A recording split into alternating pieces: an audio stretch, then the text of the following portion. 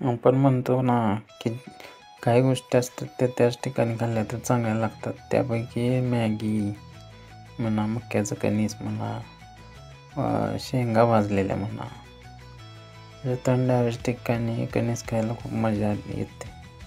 नशिबाने तिथं उपलब्ध होतं. त्यांनी इथंच मक्याची कणसं मागं लावलेली होती, तिथंच ते भाजून विकत होते.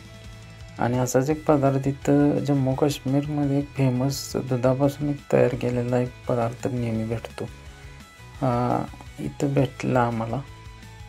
हे गोल आहे, ते दुधापासून, दूध आणि तुपापासून केलेलं आहे.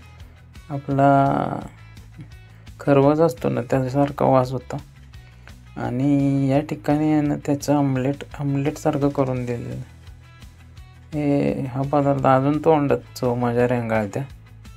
असं वाटतं की आत्ता खायला पाहिजेच, पण आता मिळू शकत नाही. हा त्याच ठिकाणी मिळतो फक्त.